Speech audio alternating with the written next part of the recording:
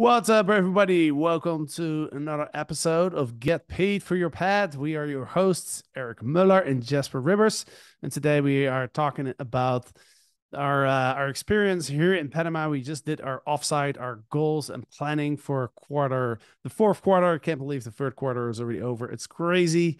But Eric was here in Panama for a few days, so we've made a lot of important decisions. It was also a fun time.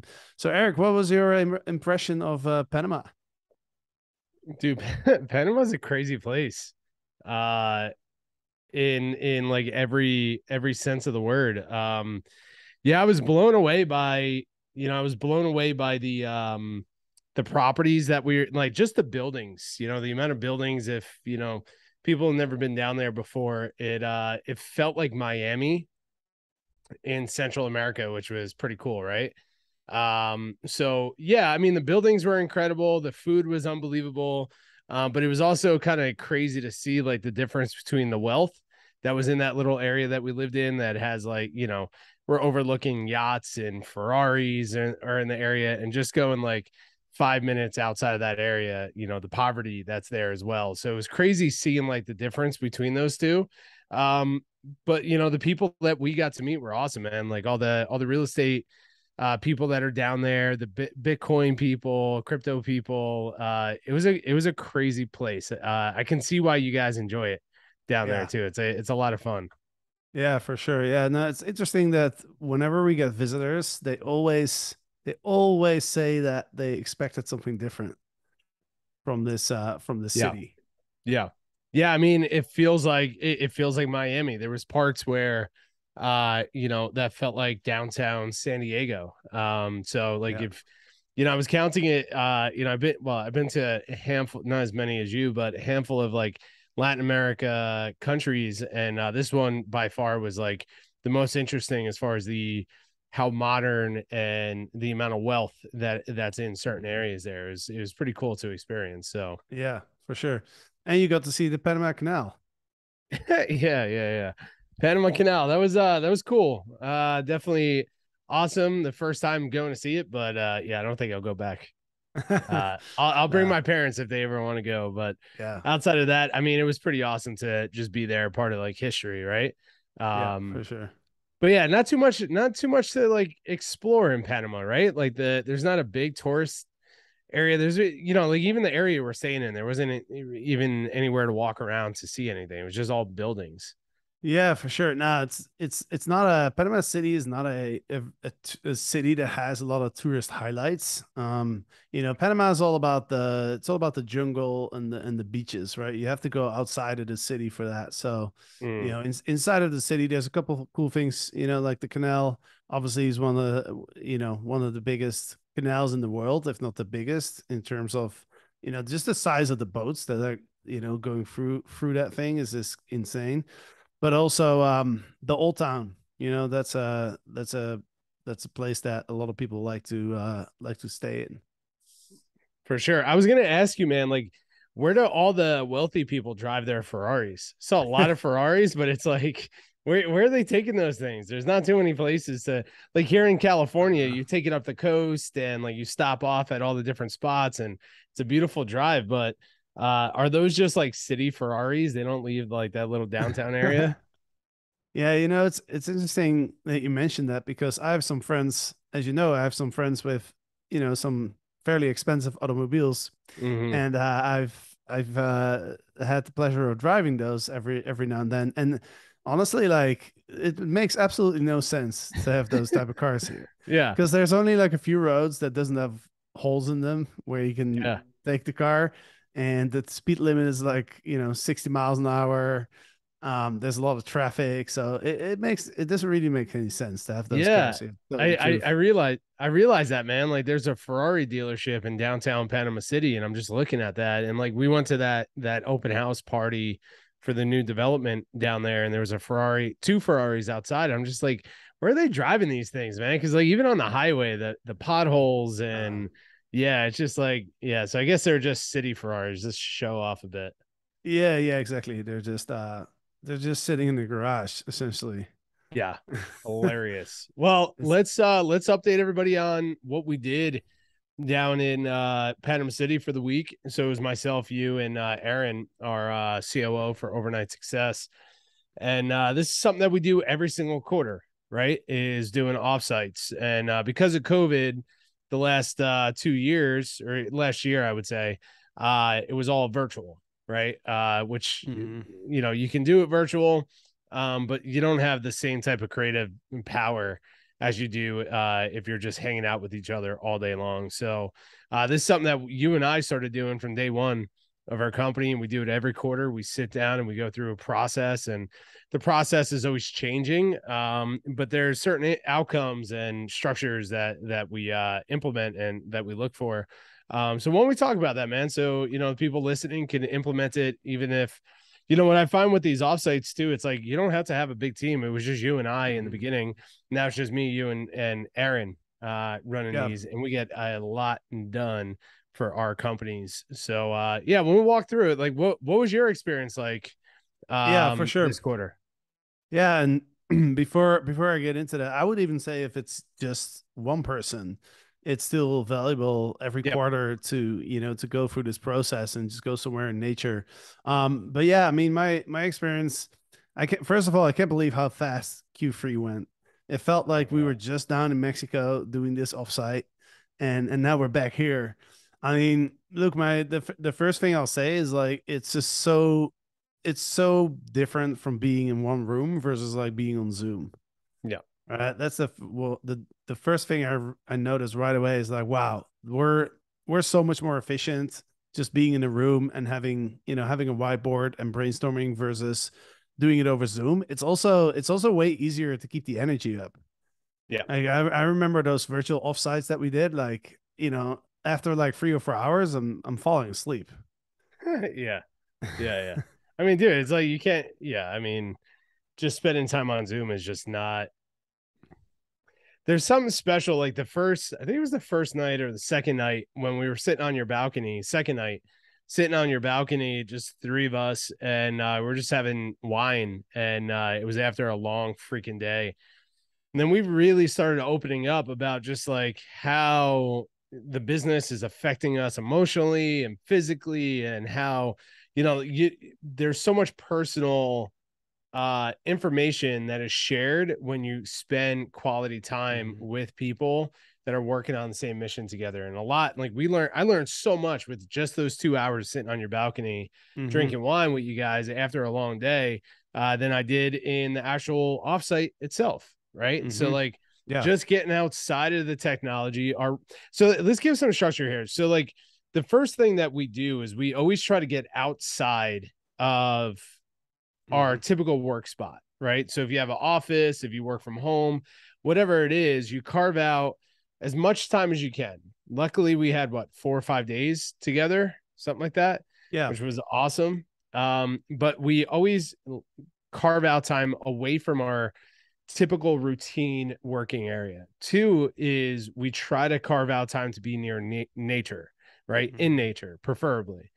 We didn't necessarily, we had a mix of that down in Panama City, but it was like the best of both worlds because we could be with you because you can't be in the country right now. And it was just a great opportunity to do that. So but it was awesome being able, like we were on the 40th floor overlooking the ocean and the jungle. It was freaking amazing. Yeah. So that's the first part of doing quarterly offsites, is like breaking the routine and just like getting outside of your day to day, right? Mhm. And I think that, and we shut off all technology. We didn't have phones. We didn't have any calls. We didn't have anything scheduled to grab our attention. So we were able to be present 100%.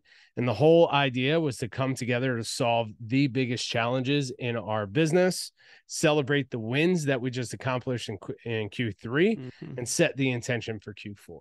Right. Yep. So that's the first part, is like, it's all about intention.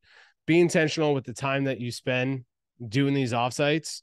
Be intentional with the space that you're in and shut off all distractions, literally everything, and get after it. So yeah, what were some takeaways from you on this one, or what was something that you liked that we implemented in this structure that people could take away? Yeah. Yeah. It's interesting because every offsite that we've done, it has been a little bit different. Mhm. For this one, we had a pretty well prepared agenda, but we recognized as soon as we got together, we recognized like, okay, you know what, like let's take a step back and think like, what is the number one thing that we have to solve in our business, It's a right? good point, man. Yeah, we threw that agenda away. Yeah, We're like, we don't need this. yeah, well, that was a good thing, right? And there has been some offsites where going through that agenda was extremely helpful. All right, but I think you and I both recognized, our CEO likes to kind of is a bit more structured, Yeah. than us. Like, so he kind of wanted to, start with the agenda. But I think you and I both realized was like, hey, you know what? Like, we have both in Free Wild and both in Overnight Success. We have some very important decisions to make, and we have some big challenges to solve. So versus going normally, what we do is we always go through our mission, we go through our core values. We do that whole thing. We look at different parts of our business. How can we optimize? What are our perspectives on how everything is going? Where do we need to step in and make some improvements? But this time we just felt like we had to maximize the time just spent on solving our number one challenge in our business. And I think that was a great decision that we did that, because we've made some difficult decisions that really had to Yeah. be made. Right. And that's one of my take. We'll go into our takeaways a little bit later in this podcast, Yeah. but yeah, so I guess my point is like, you can create like a really good agenda for these offsites, but don't be afraid if it's necessary. Don't be afraid to deviate from the Right. agenda, right? Right. Yeah, 100%, man.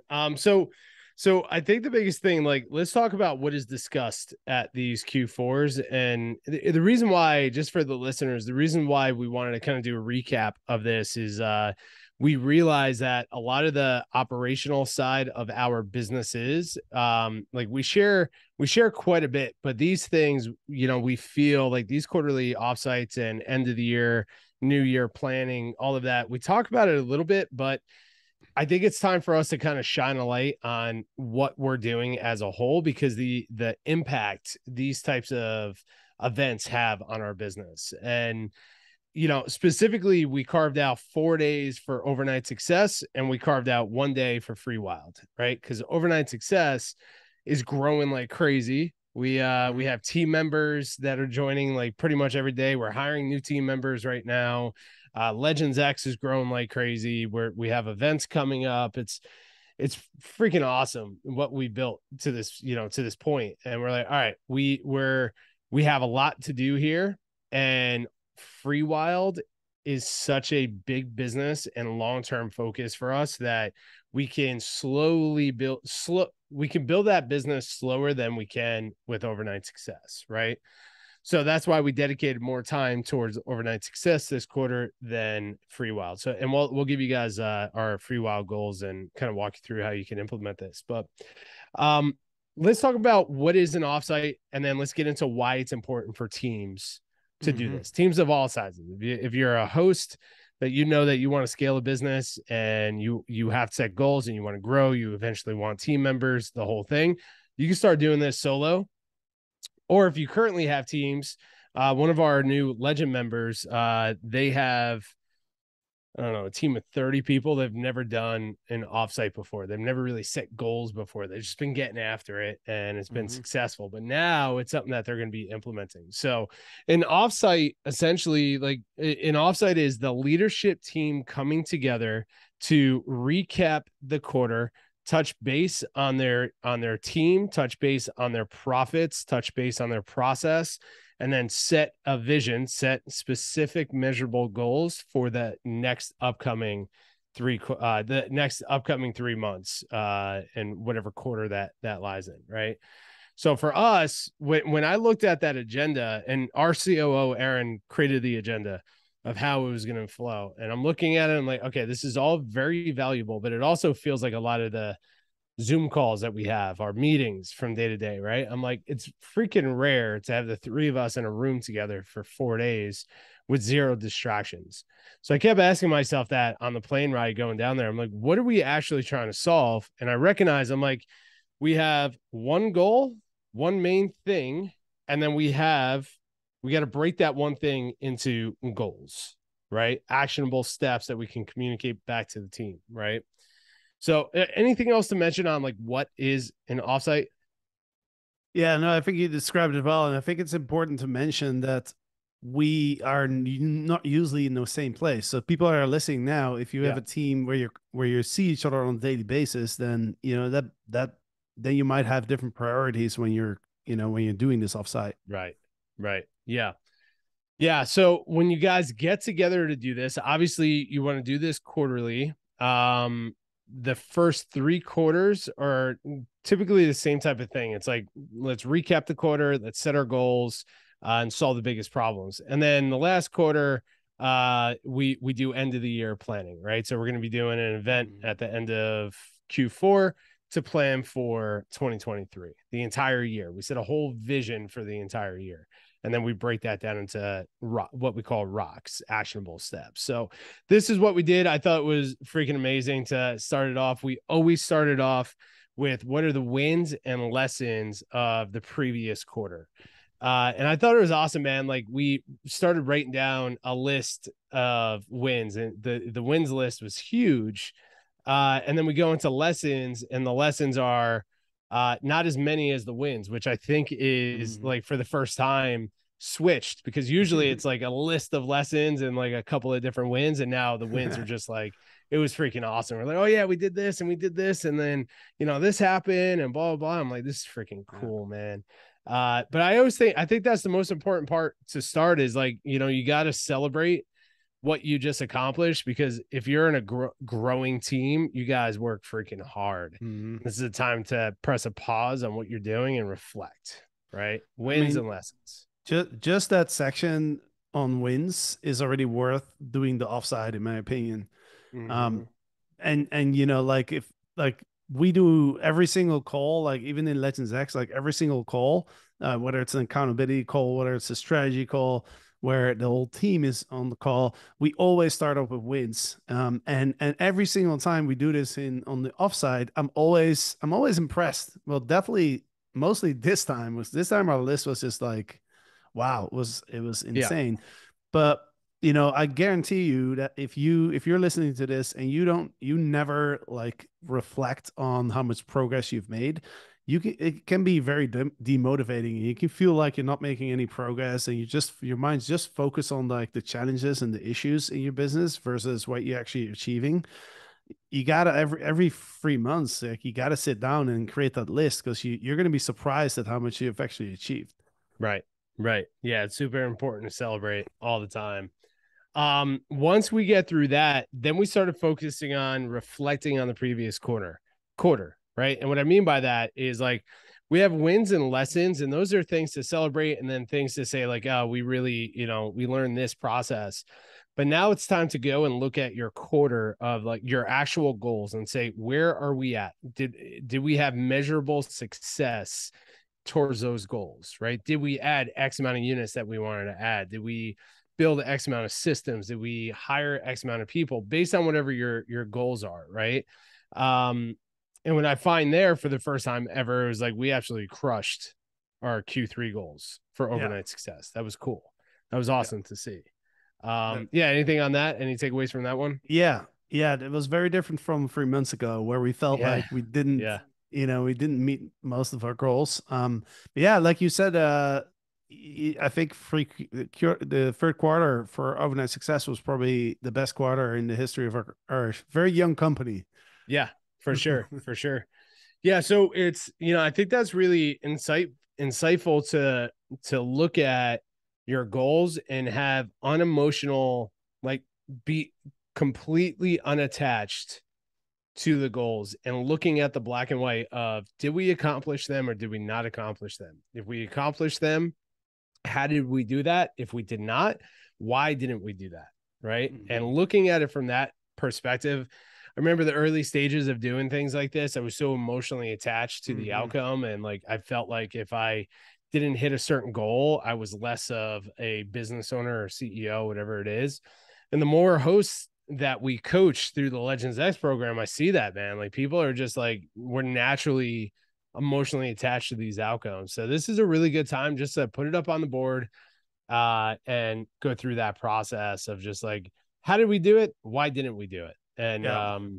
when you're there with your leadership team and everyone has a different perspective of it, it's freaking eye-opening to understand, how as a team you guys are seeing how and why you didn't accomplish goals. Yeah.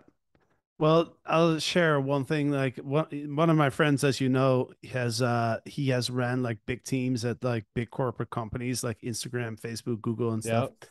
And I asked him for his number one takeaway on like how do you evaluate your goals, and especially if you haven't met them, like how do you have that conversation with your team? And that was the first thing that he said was like, look, if you have like what, and he calls it a post mortem, Mm-hmm. you know, the first thing he said was you gotta focus on the facts and complete and emotionally detach from it, just like you said. Right? It's purely of like, okay, our goal was X. We didn't reach it. Let's go back and let's just break it down and see what wasn't in place for us to reach that goal, and where the challenge was, but in a very stoic effect, like just looking at the facts versus Right. like blaming or getting demotivated or getting upset or anything like that. Yeah, man, you have to. I mean, it's like, again, that's it. That's the whole point, is to be in that space where you're inspired and you have to look at your business, especially growing companies. When your company is growing and you have nonstop decisions to make in your business as a CEO, the amount of decisions you and I are making right now is unbelievable, right? In hiring and firing and what products to go further into, what marketing channels do we invest, tens of thousands of dollars into the company here, or do we go raise money and like all this other stuff? So like when you go through that process, you need a space, and this is why it's so important to disconnect from like your office location or home and all these distractions, is to fully disconnect as a whole and just look at the black and white and study the data. And data will tell you everything on the trends of your business, what you're making decisions on, the whole thing. Mm-hmm. So yeah, I think that's super important, and that'll support you to go into the next part of the offsite, which is all about planning, setting the vision for the Mm-hmm. upcoming quarter, right? So the way that we approach this is, when we stepped into this room, I said, okay, we got this awesome agenda. Let's use that as a loose outline. But really, we got two things to focus on: our number one goal, and then breaking that number one goal down to three obtainable goals, what we call rocks, right? And the rocks are what the whole team focuses on to accomplish as a whole, because Mm-hmm. we can say like our number one goal is to is to say add 20 units to our business, right? Because that's going to equal, I don't know, $500,000 a year in income, whatever it is, right? But there's so much that can go into achieving that one goal that we have to make sure that our teams are taking the right action to achieve that, right? And rowing in the same direction. So not only is it difficult to get clear on your number one thing, but then you have to break it down into rocks so you can accomplish that. And then within those rocks, you have multiple steps and goals and all that other stuff, right? So so I thought that was really interesting, man. Like, let's switch to FreeWild a little bit. Let's talk about FreeWild, the company, because I think this could relate with a lot of listeners. Is like we're a bit ahead with overnight success, because COVID kind of forced us to go into that company and really build it to what it is now. And dude, I'm so freaking excited about what we're gonna do with that company in the next 12 months. It's unbelievable the amount of people that we can impact with the Legends X program. But for FreeWild, what you and I recognize is like, holy crap, we're the hectic host right now, right? Like on the final day, we're going through the process, and we're like, holy crap, we're actually the hectic host for the FreeWild business, because our focus is being pulled in so many different directions that we weren't getting the traction that we wanted to in that company, right? Mm-hmm. We looked at it and said, okay, what were our goals for FreeWild? We wanted to buy 2 additional properties. We wanted to raise money and hire a COO, right? How much of that did we actually get accomplished? I think none of those. None of them, right? Like zero. And why is that? because we didn't have the structure that we have in overnight success. We weren't implementing that consistently in Free Wild. We were comfortable with Free Wild just running as it is now, because one, we know it's a big business and we're not relying on the income of that right away. So we have the time to build it, right? But we were all over the place with no systems, no real goals. Like we had them, but we didn't have those action steps backed up to it. And we were focused on the wrong things, right? And then once we recognized the why we weren't achieving the goals, then we broke down actionable steps for the next 2 quarters, right? So not only did we set goal rocks for Q4, but we're very clear on what Q1 rocks have to be as well, right? So you want to talk about that a little bit? Yeah, I mean, look, with overnight success has been our main focus, right, in the last couple of years, and we've built incredible systems. We built a team, and it's been an amazing experience. But what we were trying to do with Free Wild is kind of in our free time or in the evening, we were working on Free Wild, which there was not enough accountability and not enough structure for us to really achieve what we want to achieve. And looking back, it's easy to see that right now. We're looking back, we're thinking like, yeah, that's not how you build a company. There needs to be more structure and accountability in place. But this is also the first time of you and I building 2 businesses at the same time. So like 1 year ago, like I didn't realize that. I thought, well, if we just work on Free Wild and in the evenings or like in the weekend, like we can probably get a lot of stuff done. But it's just looking back, that just wasn't like the best approach. But hey, it's a couple of takeaways like from the time that we spent together was, number one is like we both realized it's really hard. It's hard to build one business. It's hard. It's a lot harder even to build 2 businesses at the same time. But then you said to me like, well, what about Elon Musk? Like, he has the same amount of time. He has 24 hours a day, just like us. Like, how is that person able to build all these different businesses and we're struggling just to build 2? Yep. Right. Yep. So what's the secret? Yeah, I mean, dude, I use that quite often. I say that to our students a lot too, of like, it's like, okay, yes, it's difficult to build these, but we all have me, Jasper, and Elon Musk have one thing in common without a doubt. It's the amount of time that we have on a day-to-day basis, right? It's like in a calendar day, in 24 hours, we have the exact amount of time. It's how we leverage that time to get results makes the difference between us and him. This guy is trying to colonize Mars, and colonize Mars through like 7 different companies that he's building that are all, billion-dollar companies, right? So we realized by going through this process, we realized the mistakes that we were making leading up to the business. We weren't treating Free Wild as serious as we're treating overnight success, right? We were looking for shortcuts to the fastest path. And that's a good way of looking at it, as long as you're backing it up with massive action, right? So we're like, okay, well, let's go raise money. And we're having conversations with billionaires about and multimillionaires about investing in Free Wilds, but we didn't close a loop on that, which then caused us to not close the loop on our current property. Then we're getting distracted with making offers on other properties, right? Without even closing the loop and taking action on our first property that we bought. We're like, okay, cool. We're the hectic host, man. Like, and this is totally fine. As coaches going through this process, we have to experience that. We have to experience what our students are going through so we can solve the problems for ourselves and continue to solve it for our students.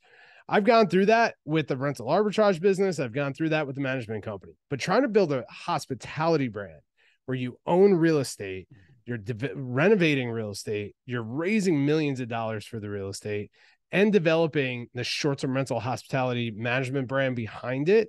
I've never been in that position before. I'm like, okay, cool. Game on. We just got to play and think at a different level. Right. Yeah. So what we did with the theme of the weekend was KISS. Keep it super simple. And everything we put up there, we had one goal for overnight success. We had one goal for Free Wild. And the question was, every single time that we mentioned something of taking action. Does this get us closer or further away from our one thing? Right. So for Free Wild, our one thing is to complete all renovation by end of Q1 of 2023 for our current property. And that, dude, that just lifted so much weight. We're like, all right, we have a couple of offers out on a couple other hotels. If those are accepted, we'll buy them. If not, we're not going to chase other deals. We're going to put all of our effort into completing this project in the next 2 quarters, because it also supports overnight success and what we're building there. But it also builds us to really crush the rest of the year for Free Wild, and puts us in a position to be able to raise the money that we actually want to raise and spread that across multiple projects, team members, the whole thing. So what was your experience coming to that aha? Because I said, hey, we got 2 options right now. It's me and you. It's Jasper and Eric. We got no other help in Free Wild right now, right? Full time. Yeah. Option A, we go and we just focus on this one project. We build the brand and we launch Free Wild with this one project. Or we keep this project running as it is because we implemented our systems and it's running like a machine, and we're okay with Strawberry Creek Village as it is. And Free Wild isn't born to the public for another 6 months. And in that time, we do option B, which is we close the loop with our investors. We raise $20 to $30 million. We put some of that towards the company and build Free Wild. We buy a couple more properties. We build a team, and then we launch Free Wild, right? Yeah. We had those 2 options. Can't do both at the same time. Yeah. I mean, the couple of takeaways on that is like, number one is like, we've been talking about these different options for a long time. Yep. And like you said, like we weren't sure what route to choose. And as you mentioned, like we're getting distracted with like, potential other properties that we could be buying. And so I think the biggest challenge for us was we weren't making a decision because we weren't sure how to make the decision. And when we were a couple days ago, we were here sitting in the apartment, and we decided to go outside. That was your suggestion. We were standing there in this apartment, looking at this whiteboard with all this information, and we're just getting bigger and bigger. Yeah, we're just both looking at it, and there's no movement. Like we both don't know how to make the decision, and we're just kind of staring at it. And then you were like, "Hey, you know what? Like, let's go outside." Right. And then we went outside and we were literally staring over the Pacific Ocean. And we said, like, okay, option A and option B. And I asked you, like, all right, what do you think is the best one? And I had my choice in mind because I wasn't thinking about it. I was just feeling. I was just kind of feeling like what feels good here. And then you mentioned, all right, let's do option A. And I was like, all right, that's what I was feeling too. Option A. Now let's just make that decision. And let's put the plan together. Let's create the timeline. Let's create the deadlines. Let's create the accountability, and let's create the rocks that we need to take action on to actually make this happen. And we're not going to worry about anything else, right? We have to be. That's one of the takeaways for me is like you have to be willing to really focus on what's most important and just be okay with not looking at other stuff or maybe missing an opportunity, whatever that might be. The other big takeaway, and I wrote down these 3, when you asked me like, why is Elon Musk able to do all this stuff and he has the same amount of time that we have, that really made me think. And I came up with 3 things that we have to do to accomplish more in the same amount of time, which is number 1 is make decisions faster. Like we waited so long on making this decision because we weren't sure which option was best, right? So that goes hand in hand with my next takeaway is like, you have to be willing to take some risk and not fear the unknown and just go with something, right? Because I think the worst, if you have 2 choices and one's the best choice and the other choice is the least best choice, there's still a worse choice that's not making a decision. You know what I mean? So even if we're making the decision and looking back, we would have done it differently. It's still better than not making decisions. So make decisions faster, be willing to take risk, and don't fear the unknown. And number 3 is think big on what's possible. Right? That's the other thing. I think there's this concept of like the how do you call it, the glass ceiling or something. Like there's you know what I mean? there's a lot more possible than you think, and and it's hard to see that because if you haven't achieved it yet. But that always stuck with me from a lot of people that inspired me, like Steve Jobs is saying that, like, you have everything you need to make things happen, and those people that make amazing things happen, they're not necessarily any smarter than you, right? Right. They make they act differently, and they make the decisions differently. That's the only real difference. 100%, man. Dude, that's awesome. Awesome freaking takeaways. That's awesome takeaways. And you're 100% right. It's like, that's what I started recognizing in this quarter, man. Like we're making fast decisions. We're making big decisions. Especially you and I, our COO, who is supposed to be more risk adverse as an operator, right? He's the head of operations. He's supposed to be risk adverse. As the owner, especially as the CEO, we have to think big, man. We got to see what's possible, right? And really break it. And we got to be willing to essentially, air quote, lose it all to go all in on this vision. And what I confuse this with Free Wild is I know what's possible with Free Wild. I've spent so much time building the vision. Now it comes down to the execution side. In my mind, I'm like, oh, we got so much going on. It's just, air quote, easier to go and just raise money and hire the people that we need. I don't know why we think that would be the easier process. Because as we're breaking it down, I'm like, hey, regardless of where we go, you and I only have X amount of time to build this second company, right? To implement into this. We have some funding, but we have to take fast action on getting a result here. Because we looked at it, we're like, holy crap, we've owned this property for about a year. Yeah, we've done quite a bit, but we have not chipped away at this brand that we want to build and launch. Right. And we've spent so much time kind of thinking about the bigger stuff, but not necessarily taking action. Right. Excuse me. So for example, like the fundraising side, we've had so many conversations with investors. They're like, yeah, we love it. Bring us X, Y, and Z. And we find reasons why we should not work on that in that moment. And it drags on and drags on and drags on. So dude, I love what you just said, man. And I'm excited for what we can do, because I see now that the brand of Free Wild come together a lot faster than it was before we were even in Panama City. And this is what we broke down. Just share it with everybody. So our number one goal is to complete all renovation by the end of Q1 of 2023. Then what we did was we broke that down into 3 measurable rocks. Rock number 1 is to complete the full design and renovational packet in Q4, right? And part of that, there's a list of action steps. And within that, we're, getting the bids from the contractors complete. We're hiring project managers, we're hiring designers, we're hiring architects, the whole thing, everything that we need for that process. Rock number 2 is to complete the branding basics.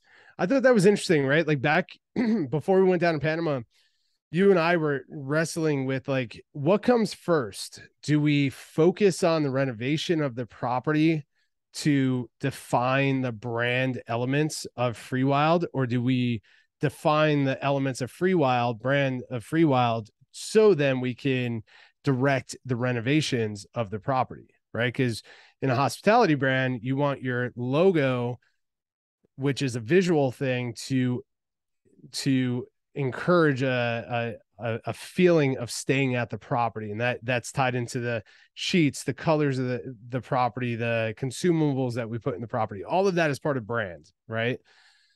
And we've spoke to some of the biggest branding companies in the world, and they're like, yeah, it's going to cost you $200,000 to build this brand. And we're like, come on, man, like we don't got to do that. And talking to our investors, they're like, you don't need to invest that type of money into your brand right away. But what I recognize is, like, by breaking down the basics, like Rock 2 is going to get us so much further down the line than investing that much money into the brand, right? Through a big branding agency. Because by the end of this quarter, we're going to have our brand source book. We're going to have our basic branding guidelines. And then we're going to have the basic visuals of the brand that's going to dictate what the designer does in our properties. Mm-hmm. Right. And then rock 3 is to get our approvals for our A-frames that we're building on the property. Right. Yep. So it's very measurable, but it's also going to push the business forward. Right. And then Q1 is us executing on the actual building of that to, you know, have a turnkey property by the end of Q1.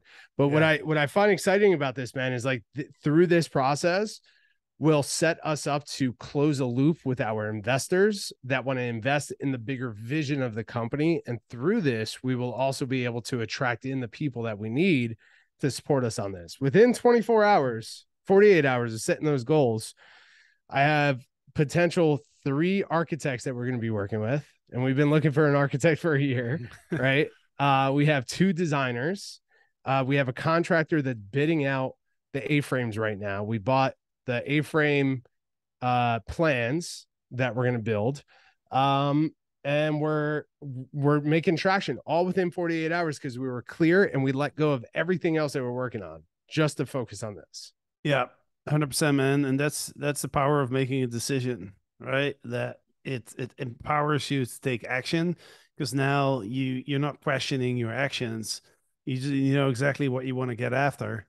And there's no confusion, right? And I think, I think that those other hotels that we were looking at, I looking back, I would say to me, like just buying another hotel seems like such an attractive way to scale fast, right? It's like, oh, if we buy this, we have another like 10 units, boom, right? Those extra units that we're building, that's going to take a while, right? Just to get the approvals and then the architecture, the build out, that's going to take a while. So it's also, but I do believe that this is the best path that we're choosing in the end of the day for the benefit of FreeWild as a company. I do think this is the best way to do it.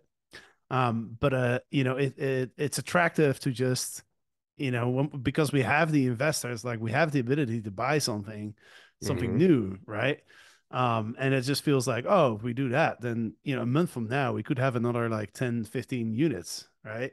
So that's another learning lesson is like, the fastest way to add units is not necessarily the best way to build a business. Build a brand, right? Because like we can very quickly build a business of being operators without a brand, right? Because Strawberry Creek Village is running fine. Yes, we can improve the Airbnb listings and improve the consumables. The reason we haven't done that is because we're waiting to build the brand of FreeWild. But Strawberry Creek Village can run as is completely fine. It's making money. It's doing its thing. The systems are built. It's running like a well-oiled machine.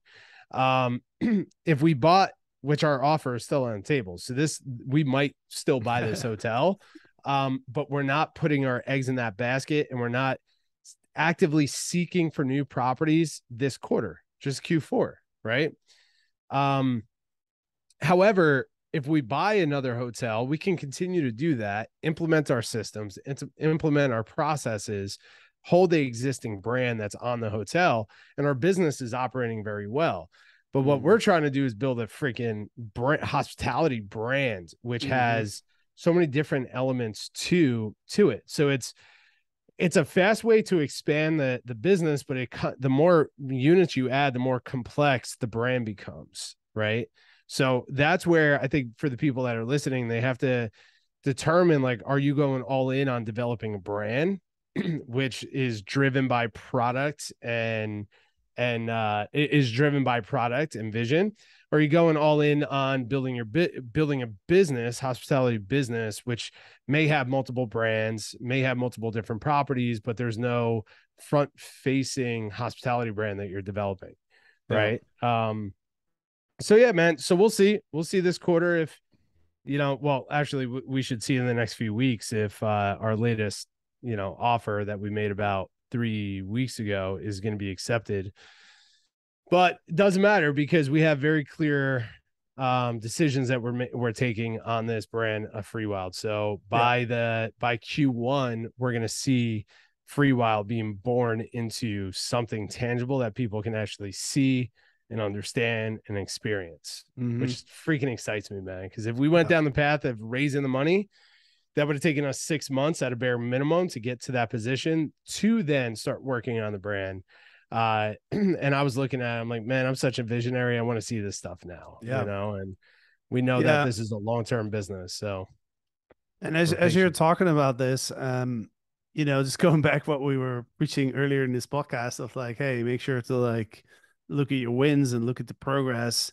Where you and I are we're kind of thinking like, oh, we haven't made any progress in a year, but we actually made a lot of progress. Like, yes, yeah, like you mentioned it, Strawberry Creek is running like a machine. Like you and I do close to zero, right? I mean, we have our virtual assistants, but especially the systems. The systems are really dialed in, and the support team that we have on the ground as well. I mean, when we took over that property, like we didn't have any of that, right? So, practice what you preach. Let's celebrate that progress. That's right, man. Can I get a 2 clap? 2 clap. Much better in person. I don't know if we've ever explained the 2 clap on the podcast, but we'll leave that for another time. All right. Well, guys, just if you want to know more about 2 clap, leave us a review. We'll let you know. 2 clap review. Awesome. All right, man. Any final thoughts on the offside? Yeah, I just think, I'm so excited for what we built and what we have coming up for both companies. I'm super excited about it. I just think it's a really good reminder for everybody who's listening, especially the people that are working with us in Legends X, have worked with us in Legends X, will work with us in Legends X. It's like, be patient with this process, be consistent with what you're doing, and surround yourself with incredible people. Like that's the one thing I learned from this Q4 retreat as well, is that the team that we have right now is just freaking world class. And that was the biggest takeaway, was like, we need more snipers on our team. It's what we teach in the program. And the moment that we just recently hired a sniper who's just like killing it in the team. And the more that you bring them on to your company, you realize how much freedom they give you and how much more possibility they give you. So yeah, guys, if you guys want like the structure of this as well, just shoot us an email or however they can get in touch with us, and we can, send them out our format for the offsites. 100%. Yeah. Just, if you're interested in this, just email us at team@overnightsuccess.io. And we'll send you out something. Awesome. All right. Boom. Well, that's it. Episode 510. Hope you enjoyed this episode. Have a great weekend, and next week Eric and I will be back, and I'll be back on Monday as well, of course, with another episode of Get Paid for Your Pad. Thanks for listening, everybody. See you next time.